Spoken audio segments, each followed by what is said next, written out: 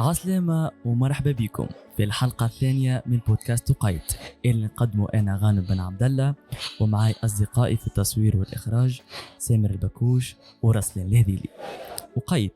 وقيد أنك تتعب وتشقى وتعيش حلمتك، وقيد أنك تتغير وتغير، وقيد تعرف روحك وتسطر حياتك وتحقق اللي تتمناه، وقيد أنك تحب وتتحب، وقيد كلمة تتقال قبل كل تغيير باش يصير في حياتك. من نقطة هذه الانطلاقة أقوى المغامرات وأمتعها قصص نجاح وتألق في مجالات مختلفة في تونس باش نسمعوها في حلقات بودكاست قيد، اللي أكيد الحلقات تتبث على صفحة اليوتيوب جمعية الناظور الثقافية، كذلك راديو الثقافي بالناظور وراديو ويب الياسمين. اليوم احنا في المرسى في قهوة ياسر مزيانة اسمها كافي جورنال، خدمة طيارة وفيها راحة ما تتخيلهاش. أكيد في قهوة كيف هذه لازم معك طرف ثاني تر معاه، الطرف هذا كله طاقة إيجابية، كلها فرحة وسعادة، كله حب، يعني مرأة ياسر محلاها. اليوم معايا صاحبة لقب أحسن صحفية ميدانية في تونس لسنة 2022-2023، الصحفية المميزة والمتميزة سعيدة طرابلسي.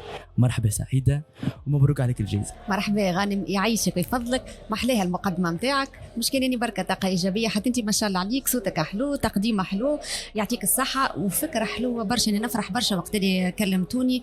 أنا ديما نقول أنت قلتوا قيد وأنا نقول قيد اللي شباب كيفكم اليوم هو اللي يكون بديل للمشهد الإعلامي اللي في تونس اليوم.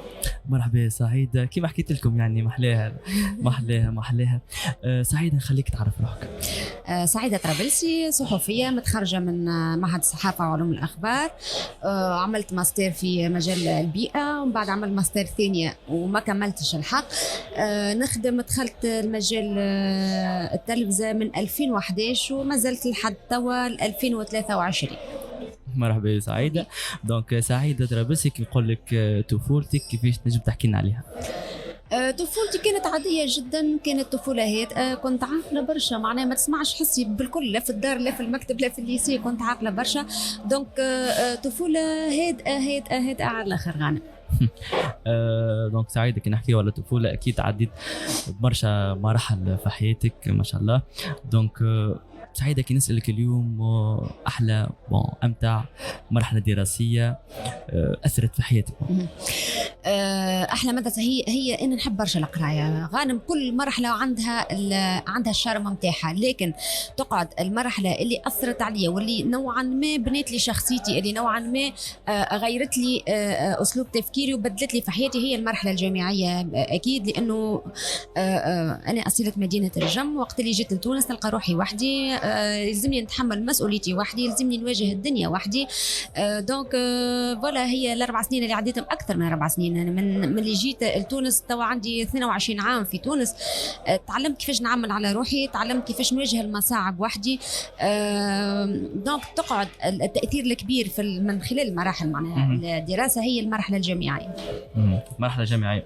بعد ما حكينا على صغرك، على المراحل اللي أثرت فيك، مرحلة دراسية اللي أثرت فيك.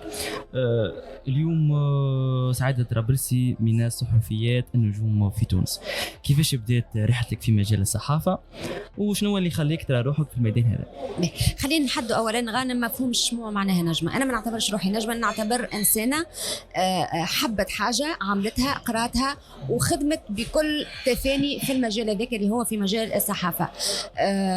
شكون النجم وقت اللي نقوله مثلا في المشهد العالمي في تلفزيون ولا في راديو ولا في مختلف وسائل الإعلام؟ هو اللي يقدم المعلومة، هو اللي يخدم حسب ما تمليه أخلاقيات المهنة اليوم. لأن المشهد الإعلامي اليوم يأسف نوعا ما. دونك أنا مغرومة برشا بالصحافة، ملي صغيرة نتفرج في الأخبار ونقول مصاب نولي نقرأ كيف هالأخبار. يعني ما كانش عندي نية انه الشهرة او معناها اني نطلع في التلفزة، لا نقول محلاها قداش كاريزما المرة اللي تقرأ في الاخبار في الوطنية، علاش ما نوليش كيفها. دونك هي الحلمة كانت من الصغرى، من اللي صغيرة نبدا نتفرج افكتيفمون. حتى وقت اللي نجحت الباك وخيروني معناها شنو حطيت صحافة والحمد لله حققت حلمي نوعا ما. يعني كان حلمك هذا انك تدخل للميدان؟ حلمي من الصغر. اكيد جدا. ترى انه الخدمه الانسان يخدمها بحب خير من انه يخدمها ما بحبهاش. اكيد. فما فرق بين انك تخدمها بحب بغرام، فما فرق بين انك تدخل للمجال باش تتمعش منه، فما فرق كبير. لانك وقت اللي تدخلها بغرام وبحب عندك هدف معين، انت عندك مشاهدين لازمك تقدم لها معلومه، لازم انت مهمتك باش تنقل للعالم للعباد اللي تتفرج فيك. لكن اذا دخلتها باش تتمعش باش ولي ديما تغزر كوتي فلوس فقط. يعني اعطيك انت ما يهمكش في المحتوى، ما يهمكش في الكاليتي ولا نوعيه البرامج اللي تقدمها، اعطيك فقط شنو تربح من المهنه هذيك. بون نحكيو على اول تجربه اعلاميه كانت ليك سعيده. اول تجربه كده احنا رجعنا طاوله سوفينير اي اول تجربه خلينا نحكي لك على قبل ما تجربه. خدمت في برشا بلايص، خدمت في شركه نتاع بترول، خدمت في اجونس ايموبيليير، ومن بعد جات الفرصه لاتحادي طاهر بن حسين واللي نوجه له تحيه لانه هو كان السبب اللي خلاني ندخل للدومين. كنت دخلت مع الحوار التونسي اللي كانت بالابيض والاحمر، مش في صيغتها الحاليه يعني مش على حالها تو. دخلت نقدم في الاخبار، دونك حققت حلمي نوعا ما. ومن بعد قلت له سي طاهر راني نحب التيران، نحب الميدان، خليني خاطر غانم اللي ما يخدمش ميدان، الميدان هو اللي يعلمك، هو اللي يوريك انت كصحفي شنو تنجم تقدم، مدى تميزك على بقيه الصحفيين، شنو انت تنجم بارابور للصحفيين الاخرين وقت اللي خاصه في الاحداث الكبيره مثلا العمليات الارهابيه، المسيرات، المعلومه، وقتاش انت يكون عندك السبق، وقتاش انت تنجم تجيب معلومه مغايره على زملائك. فقلت له سي طاهر نحب نجرب الميدان، ما نستسيغش برشا معناها نقعد اني في البيرو، رغم انه كان حلمي معناها وما كانش ملعكسين. قال لي سعيده اللي ريحك تعمله. طلعت الميدان ومن وقتها ولات رحلتي في الميدان. من ساعة دخلنا المجال الصحافة. شنو معايا المشاهدين يسألوا أكيد البرامج أو التجربة الإعلامية اللي تطمح لها سعيدة ربي اليوم؟ نطمح أني نقدم برنامج وحدي، يا نقدم أخبار في قناة كبيرة، أو ديما عندي أني غانم نحب برنامج وحدي نعمله حسب رؤيتي ولا حسب ما يمليه علي ضميري وأخلاقيات المهنة. نحب برنامج نقدمه يعني معناها خاصة يكون متنوع، أما أغلبيته في المجال السياسي. شنو اللي يمنع أنك تقدم برنامج؟ والله اللي يمنع إنه المشهد السياسي اليوم، المشهد الإعلامي عفوا، ما عادش يقيم اليوم على أساس أنت شو عندك في مخك ولا شو عندك معناها برنامج هادف. ما عادش نحكيو على صحافة الحلول، ما عادش نحكيو على صحافة القرب، ما عادش نحكيو على صحافة الجودة. اليوم ولينا نحكيو المشهد الإعلامي اليوم يتحكم فيه نسبة ايش عندك ابوني في الانستغرام نتاعك، يحكم فيه البرنامج اللي يجيب اكثر فلوس. فما المال السياسي هو اللي قاعد يتحكم اليوم في المشهد العالمي. يعني انا كي تجي تقول لي انا صحفيه، مش مهمتي اني نجيب لك برنامج بفلوس، انا مش مهمتي اني نجيب فلوس. فما ناس مختصه في المجال هذاك عاملين ماركتينغ ولا ما نعرفش شنو عاملين، هما اللي يجيبوا لك الفلوس. انا عليا بالمعلومه، انا عليا بالكاليتي نتاع البرنامج، انا عليا بالمعلومه اللي نقدمها والفكره، والبرنامج يكون في مستوى راقي. هذه رؤيتي يعني معناها للاعلام ولا الصحافه. اليوم وقت اللي انت تتقدم فكره وسبق اني قدمت فكره ولا زوز البرامج تم رفضها، علاش؟ يقول لي جيب سبونسور واجا مرحبا بك، ومعناها مش مونطون يعني اللي في المتناول يطلب عليك معناها سقط انت ما تنجمش تعمل. ولكن ما قلت لك هي ماهيش خدمه الصحافي انه يجيب فلوس معناها.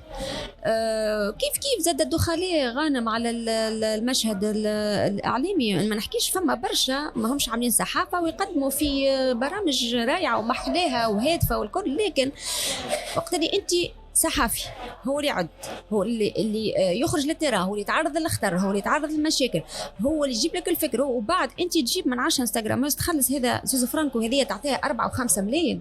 فهذا هو اليوم معناها. احنا ما عادش نحكيو على كاليتي نتاع صحافه ونتاع برامج، لا ولينا اجا جيب اللي تحب معناها الفكره اللي يجي على بالك. مش مهم هي شنو نوع الفكره ولا اسكو تفزت مثلا اخلاق الشباب ولا ما يهمهمش. المفيد اليوم اجا وجيب فلوس، مفيد للفلوس اليوم، ما عادش مفيد للفكره ولا نوعيه البرامج اللي قاعد تقدم فيها.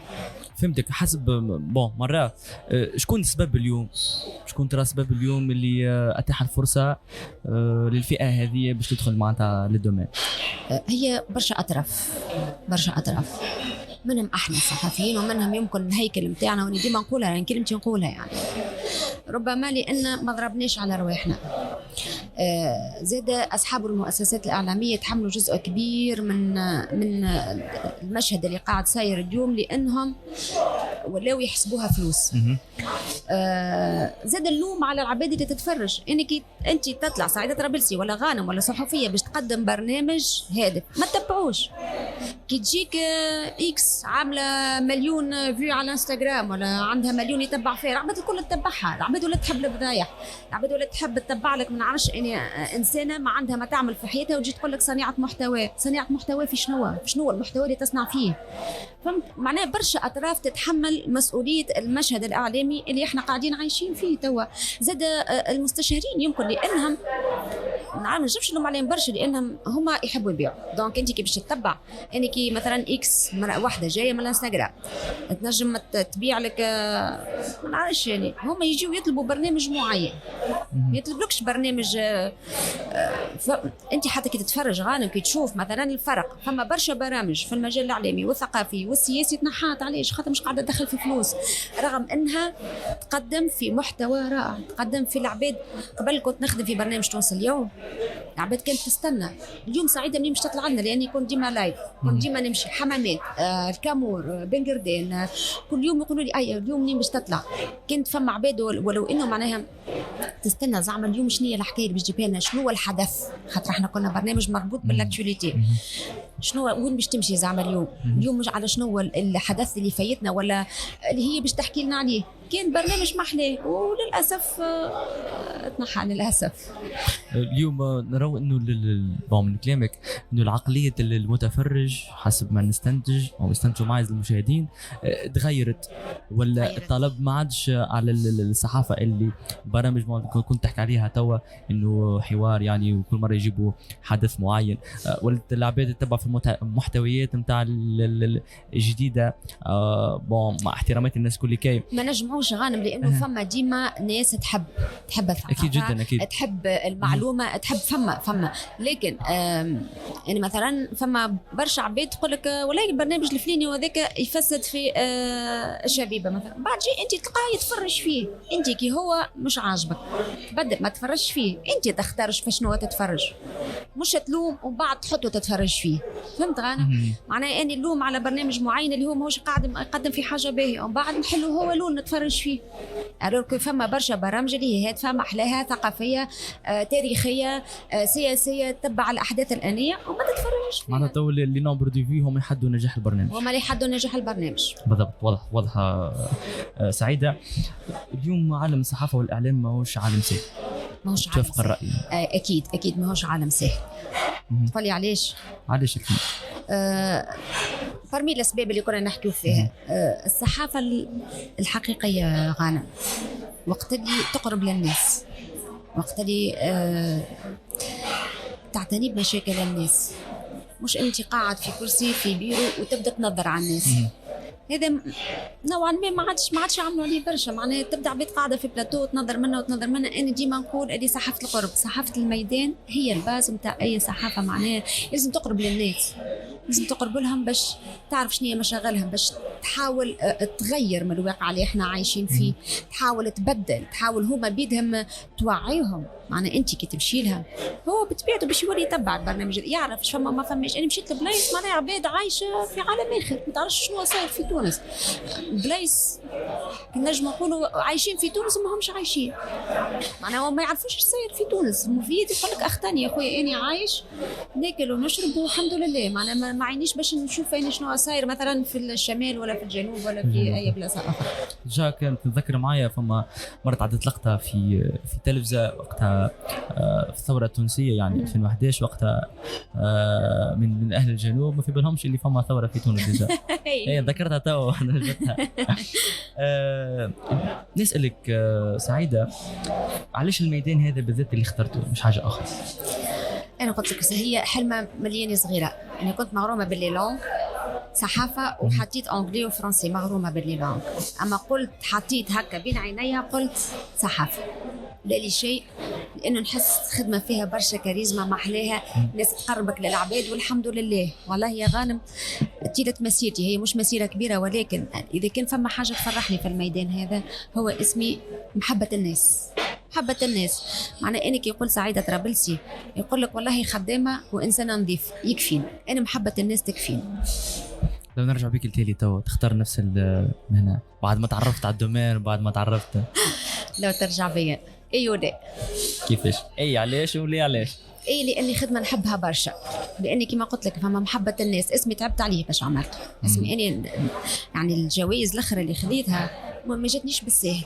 تعبت وتضربت وتمرمت وتوقفت وصار فيا برشا حاجات معناها، ولاني عمري ما قريت معناها اني عملت هكاك ولا خدمت جامي خدمت بالباز. انا واحد اخر في بلاستي مش باش نحكي لك معناها اللي صار عليا خاصه في الميدان، معناها فما برشا صعوبات العباد ما تعرفهاش. ساعات يهزوا التليفون ويقولوا لي والله يعطيك الصحه البارح كيفاش منعت ماكل الفاز هذيك، ولا كيفاش منعت من العباد هذوك، ولا شنو صار فيك. معناها صار فيا برشا حاجات، اما عمري ما حكيت، عمري ما شكيت بواحد اعتدى علي، لاني ديما نقول هذيك من ضمن الخدمه نتاعك انك تتعرض للحاجات. نحبها خدمتي ما نندمش عليها. وساعات هكا كي نشوف ونشوف مثلا عباد اخرى كما قلت لك دخليش ونقول انا علاش اخترتها ماهيش نتاعي. هذه معناها ولات خدمه نتاع عباد معينه، عباد سهره، عباد عادي معناها كي تطلع تقول اي كلام في التلفزه ولا في الراديو ولا فهمت. ثم ساعات هكا راني نندم عليها، اما نبقى معاك في الليل. سعيدة اليوم لو ما كانتش صحفية ايش نجم تكون؟ معلمة ممكن، استاذة. واضح. في كل حلقة من البودكاست متاعنا عندنا 4 أسئلة نقدموهم للضيف متاعنا. دونك نخلي لك السؤال الأول. مفهوم الحياة عند سعيد؟ سهل السؤال. هذا سؤال فلسفي يا غانم. مفهوم الحياة عند سعيد. مفهوم الحياة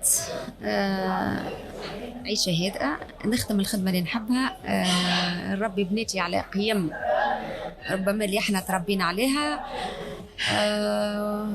مفهوم الحياة زي نحب تونس ديما لاباس، يعني كي تبدا تونس لاباس أنا لاباس. واضح. اكسي بون جاوب امور فلسفة معنا. به. ما هو الهدف الأسمى في الحياة بالنسبة لك؟ الهدف الأسمى أني نشرف دارنا ونشرف بلادي سورتو، خاطر كانت لي تجارب يعني قبل في الأردن وفي خرجت لدبي الحمد لله معناها خاصة دارنا يبداو فرحانين بيا، لأني عمري كما قلت لك غانم أنه اسمي يبقى نظيف. نخدم، مش مشكلتي أني نكون ولا مشكلتي أني نلم فلوس، مشكلتي أنه اسمي يقعد نظيف. وكي يقولوا سعيدة طرابلسي يقولوا إنسانة بروفيسيونيل. واضح. هذا سؤال. زوز مبادئ تراهم مهمين في الحياة. زوز مبادئ. الصدق، أنا ما نحبش النفاق، وعمري ما في حياتي بالمراحل متاعي عمري ما نفقت شخص حتى مع عروفاتي، عمري ما نفقت. ونضاف صدق ونضاف مهمين على مهمين أكيد جدا. سعيدة ومعنى السعادة يا سعيدة. معنى السعادة.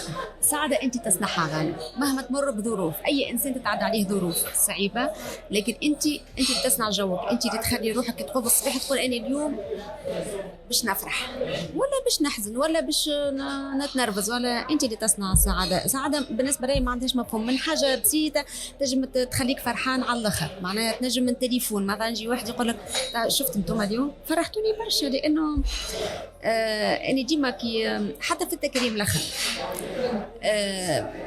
فرحت برشا، وانتم كي كلمتوني فرحت قلت أموا فما عباد تقدر العمل الميداني، يعني مش العباد الكل عندها نفس الرؤية للمشهد الإعلامي، مش العباد الكل تغزر للمشاهير سوا ديزون معناها اللي جايين من الانستغرام ولا اللي هو حتى أبسط تليفون، معناها كي يجيني تليفون يقول لي سعيد يعطيك الصحة على الخدمة تاع البارح، نفرح برشا، نفرح ما عندكش فكرة، نقول عملت حاجة معناها حتى ولو أني تبع فيا زوز من الناس نمشي نخدم على زوز من الناس هذوك. احنا زاد اليوم سعيدين جدا سعيدة بقدومنا وبالحوار الممتاز معك. سعيدة لو نقول لك انك عندك الحق تعطي فقط نصيحة واحدة للصحفيين الشبان، شنو تقول؟ الصحفيين الشبان ما تطيحوش من رواحكم، اعملوا قيمة لرواحكم وما تطيحوش خشمكم مهما يكون، راهم ما ترضوش بالقليل تقول بيسالش، تتمرمد تتعلم، وخليكم تتعلموا الصحافة على أصولها، يعني عارفة على شكون تتعلموا. تشجعهم انهم يدخلوا ميدان الصحافة رغم الكواليس ورغم معناتها اللي حكيته كل كاي؟ ما شجعش غانم. لا نسألك عليه. هو المشهد الإعلامي تو ما تشوف غانم معناها ما يبشرش بالخير، ما نعرفش يمكن إذا كان فما شباب كيف كنتي يحب يبدر من المشهد اللي قاعدين عايشين فيه، أي شجع. إذا كان باش يخدموا حسب هما ما يمضي عليه أخلاقية المهنة والضمير متاعهم، أي إذا كان باش ينسيقوا في التيار متاع البوز ولا الانستغرام والكل، فما نشجعش. سعيدة سؤال، شنو يحبوا غانم؟ اسكو هم يحبوا اي سؤال من اللي يتفرجوا وخذيته من عندهم. سعيدة اليوم عندها مشكلة مع الانستغرام. لا ما عنديش مشكلة مع الانستغرام، هو كل واحد ربي يعينه في مجاله.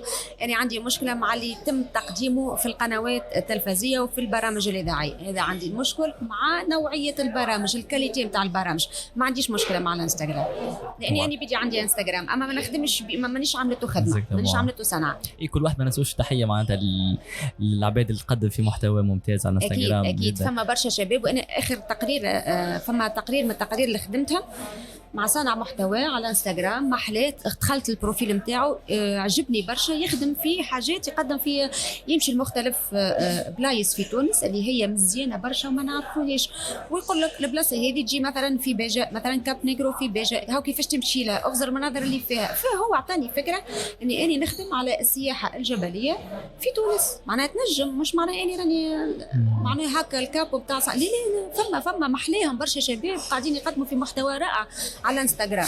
يعطيهم الصحة. سعيد اليوم كنت تحكي لنا على لحظة في مسيرتك المهنية عشتها وما نجمتش تنساها. يا غانم. برشا برشا برشا برشا. نعطيك زوز. نعطيك مرة مشينا القفصة أم عرايس تحديدا، وقتها كان فما وفد وزاري، كانت قفصة كانت تفكر فما فترة يظهر لي في 2016 تقريبا ولا 2014 قفصة الكل طالب بالتنمية وبالعدالة الاجتماعية والكل، دونك كانت خايدة سخونة شوية، ومشينا مع وفد وزاري. ما نطولش عليك الحكاية. كنا مع سليم شاكر اللي هو كان وزير المالية الله يرحمه، فتلموا علينا في يوم العرايس العبيد والكل، وقالوا لنا قالوا للوزير تهبط خلينا نحكيوا معاكم ونسمعوا، قال لهم اوكي والكل. بعد مشي هو على روحه، وهم كي تلفتوا لقاونا احنا كنا ضمن الوفد الوزاري، فتم احتجازنا لمدة ساعة. أنا غانم عمري ما خفت، خدمت مسيرات، خدمت إرهاب، توا أنا مسميني ساعات سميوني سعيدة إرهاب، لأني منذ بدايتي الإعلامية لحد توا نخدم ياسر العمليات الإرهابية.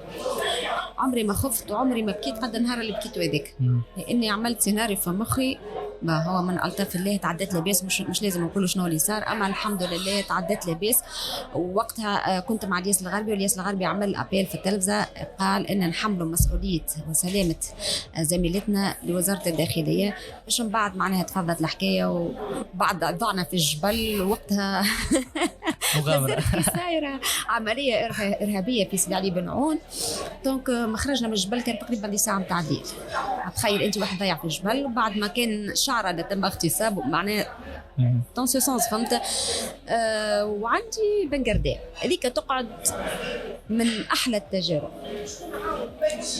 احلى التجارب شنو هي؟ سونس بوزيتيف ولا نيجاتيف؟ لا بوزيتيف، رغم انها هي صعيبه برشا، لانه احنا في تونس الصحافه نتاعنا مش هي حرب شارع، مش مستانسين احنا باحداث كيف هكاكا، معناها كرتوش يخيط البرة، وتقريبا الطفله الوحيده اللي طلعت نهارين الاولين، لانه احنا فما ديزيكيب سبقوا وطلعت اني من بعد.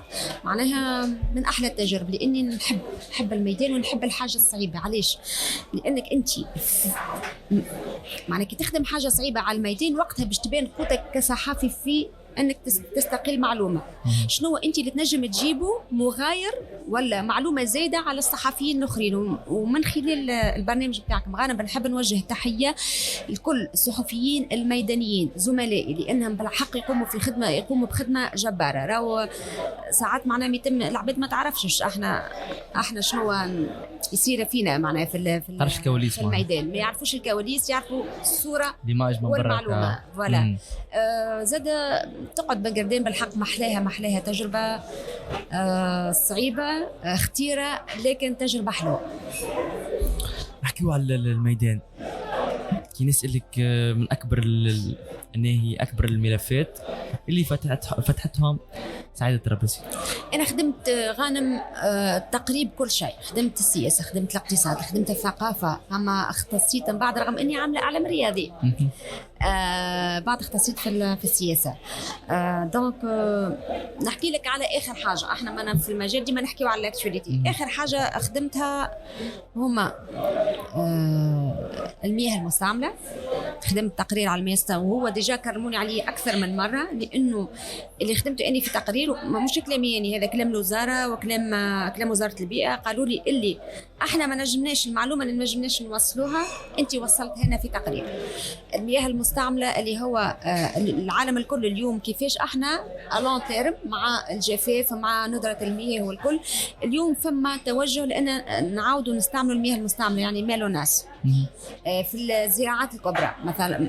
العباد استغربت، هي التكنيك هذه معمول بها من الخمسينات، لكن التوانسه ما يعرفوش اللي احنا نسقيو بمالو ناس في الغله، يعني في الاشجار المثمره، الغله الخضراء لا. دونك كي تعدى التقرير العباد باتوا كيفاش هو شربوا فينا في مالو ناس ندري شنو. بعد فهموا اللي هي فما تصفيه تصير قبل، معناها يعني مش هما الماء مالو ناس حاشاك من التواليت اللي يخرج ديريكت يسقيو بيه، لا فما تريتمون. فوالا فما عندنا دي ستاسيون في كامل ولايات الجمهوريه يتم تصفيه الماء حسب المراحل، فما الترسيير وفما سكوندير وبعد يسقوا به، اللي هي اليوم يخدموا بها في العالم الكل. معناها في اليابان وجابوا لنا ايشانتيون ولا يشربوا فيه كريمون، يعملوه دبابس كيما احنا عندنا دبابس الصغار هذوك، تمشي تشري الماء هذاك مالو ناس تريتي. في امريكا زاده ولا ديريكت من الوحده للسباله. في استراليا برتو في العالم، معناها الكل فما توجه. دونك واخر تقرير اللي هو معناها خذا صدى اللي بتاع الشعوذه، هو تقرير اسمه مملكة السحر السفلي. شفته اني على الانترنت، ثم صديق هو بعث لي قال لي سعيدة راهو هكا وهكا، ومشي وجرب. علاش ما تخدمش عليه؟ قلت له نخدم عليه.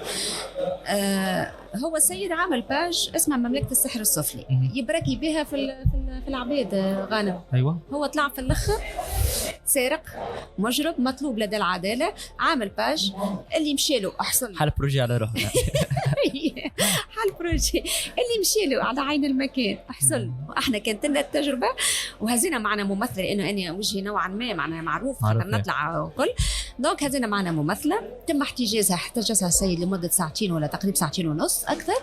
هددها بالاغتصاب، هددها بالقتل، ومنعت منه بقدرة ربي. معناها عارفت كيفاش تصير وكيفاش تاخذوا الكل، وقالت له راني والله ما في بالي الحكايه هكا. اما هو في الحقيقه غانم هو مجرم مطلوب لدى العداله، طفل في الثلاثينات، عمل باج هذيك يجلب بها في العباد. خاطر احنا عندنا حبيتوا لك في تونس برشا ناس تمن بالسحر وتعمل شو اسمه الحروزات يعطيك الصحه. فوالا دونك احنا هو صدق، ما جاش بالو اللي هي قناه معناها عملت له بياج والكل. مشينا تنقلنا له على عين المكان، هو حبنا نصبوا له الفلوس، قلنا له لا رانا نحبوا نجيو. انا حكيت معاه وقلت لك تم احتجاز صديقتنا اللي هي مشات معانا مثل في الدور. مثل في الدور ضحيه يعني. ضحيه، وهي الحمد لله كانت جورديه وعرفت كيفاش تخرج وسير ستو قالت له راني والله ما في باليش هكا الحكايه والكل، اما خذ لها الفلوس وسيبها من بعد حتى في وسط البلاد ومشي على روحه، ومن بعد احنا بطريقتنا طلعناه وتم القاء القبض عليه.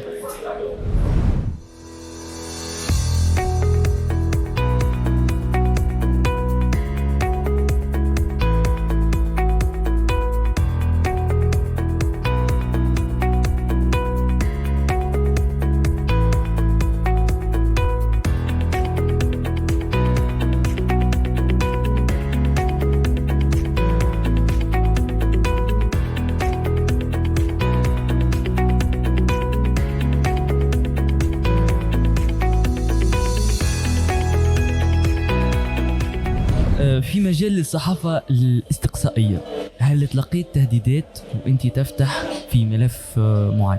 اكيد غانم، الذاكره ترجع بي 2016 خدمت على محاوله تفجير في الكيف، وبعد ما تعدى التقرير جاتني عديد رسائل من جماعه مش لازم معناها يعني نقول ممكن يكونوا ارهابيين، انه تهديدات فوالا، ولكن ما خديتهاش بعين الاعتبار الحق. انا ديما الراي اللي انا خدمت خدمتي واللي باش يصير من بعد معناها عادي، الكل ديما نحطوا ضمن اللي باش يصير في الخدمه. واضح.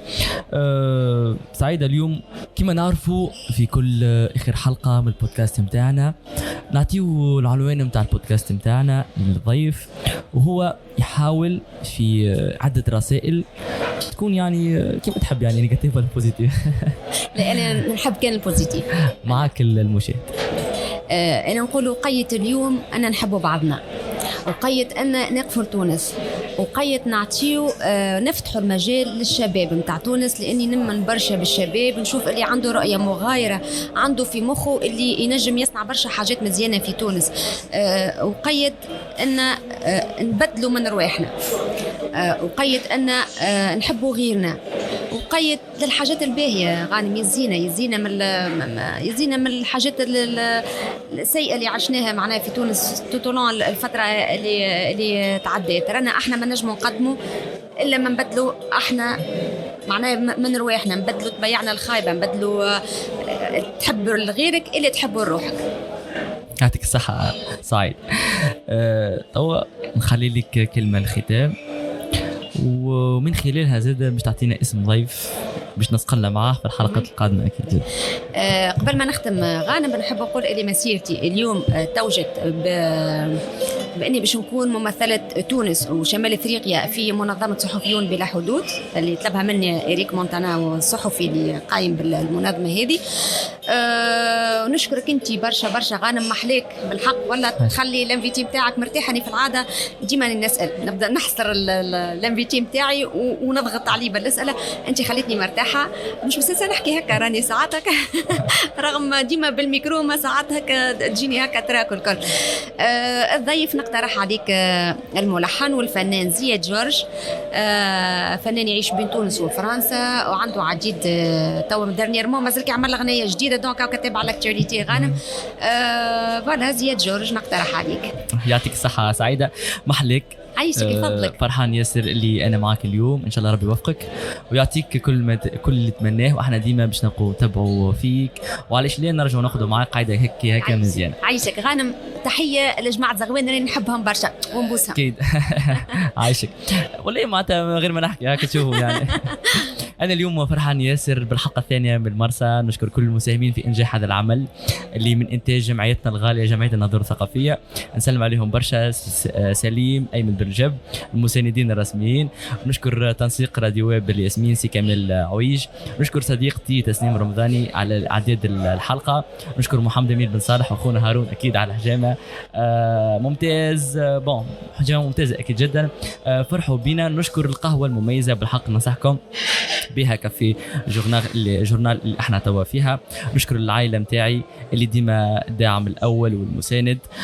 كانت هذه الحلقه الثانيه من بودكاست أقيت. مش ما ننساش نشكر برشا الشاب طموح صديقي اللي ديما معايا سمر البكوش اللي تحول معايا من زغوان للمرسى برغم برشا يعني صعوبات. دونك هذه هي الحلقه الثانيه متاعنا. استنونا في الحلقه الثالثه ان شاء الله.